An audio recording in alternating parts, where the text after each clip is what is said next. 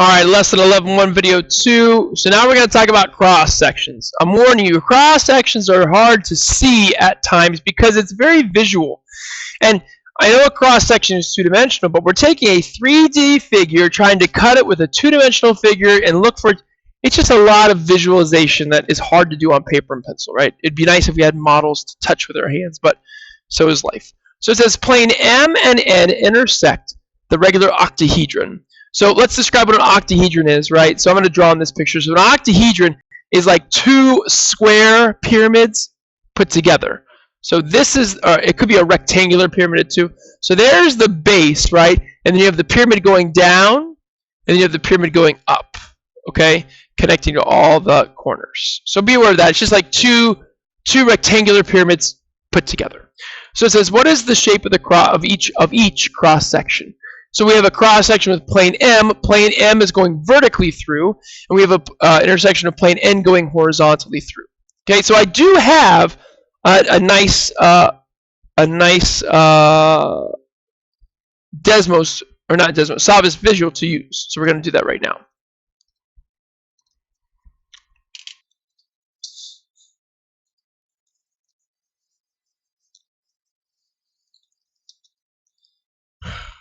Okay, so you see that this right here is the vertical view.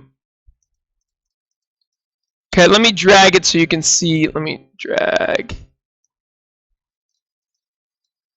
Okay, so that's the picture that I'm showing you from the notes. So if we take this, and again, it's being kind of finicky, and we drag it. Okay. Oh, I see. Look at that. Okay, so it plays. All right. So notice that as we rotate, here, let's stop there. So as we are here, if we go backwards to where the blue is up and down, notice what shape I see in the blue. I see this shape right here. And again, like I said, it's tough to see. Okay, that's not quite a square because we don't know how tall these are, right? But because you have this pyramid up top with that triangle, and this pyramid on bottom with that triangle, you put those together, those two triangles would form a rhombus. Don't know if it's a square. So the M, the vertical plane, is going to create a rhombus of this shape. Now again, if it was just one pyramid, it would just be a triangle. But because it's the two, it's the top and bottom pyramids or triangles to make a rhombus. Okay, now if I go to the if I go to the yellow one now, so zoom it forward and stop. Okay, so you can see as I keep going, so it's now I'm looking from top to bottom. You can see that it's going to be this shape. And that's whatever shape that is. It could be a rectangle or a square, but because it's going horizontally through, it's going to be the shape of the bases of those two pyramids. So N, which is going horizontally through, is going to be either the square or rectangle, whatever we think this is, square or rectangle.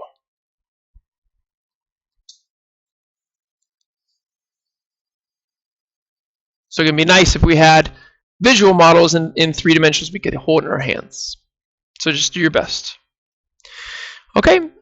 All right. Next example. Example 4. So now it says a plane intersects a tetrahedron parallel to the base. How do you draw the cross section? So a tetrahedron is just a triangular pyramid, right? Triangular pyramid. It has a triangular base here, and then has a point up here. Okay? If we are going to go parallel to the base, when you go parallel to the base, your cross section will be the same shape as the base, equal to the base. Now it doesn't mean congruent. It might be a smaller size, so it could be, we could actually call it would be similar to the base, right? But notice this base is a triangle. So if I take a cross section, if I do a horizontal cut through this tetrahedron, it's going to cut like this. There's the back. It's going to kind of come a little forward, and that's going to be the cross-section shape. And I know it's hard to see, right? It's very hard to see, but this means that would be a triangle. because the shape of the base is a triangle. If I cut it vertically, it would also be a triangle in this picture because it's a pyramid and the lateral faces are triangles as well. So rule of thumb, if you go parallel to the base, it's going to be the shape of the base. If you go perpendicular to the base, if it's a prism, it'll be a rectangle because the lateral faces are rectangles. If it's a pyramid, it'll be a triangle because the lateral faces are triangles. Okay, so try to keep all that straight. All right, and then last but not least, number 5, rotate a polygon to form a three-dimensional figure. So this is what we call a solid of revolution. Solid of revolution. So we take a 2D figure, so in this case an isosceles triangle, 2D figure, and we're going to rotate it to make a 3D figure. So when you talk about revolutions and rotating, you need to think about circles. So this is all about circles. Now we mean circles in the 3D realm. So our circular 3D figures are going to be cylinders, so a pop can, a cone, an ice cream cone, or a sphere. Sphere. And again, it's because of this idea of using circles. So keep this in mind when it talks about solids of revolution. So we're going to also go to Desmos and show this one too. Or I mean, Sattvis and show this one.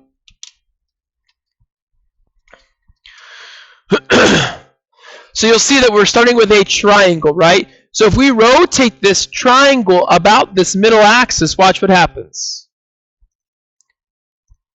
Do you see how the original point here is rotating around to create this circular base? So it's just going to be a triangle with the circular base. That would be a cone. And that will be the 3D solid of revolution you create by revolving this. So if you start with a triangle, you get a cone. If you start with a rectangle or a square, you get a cylinder. And if you start with a circle or a semicircle, you get a sphere. Right? That's the breakdown. So have that stuff kind of memorized. All right, great. This is a weird start to topic 11. I enjoy the next 3 because they're more problem solving versus visualization, but here you go. All right, good luck.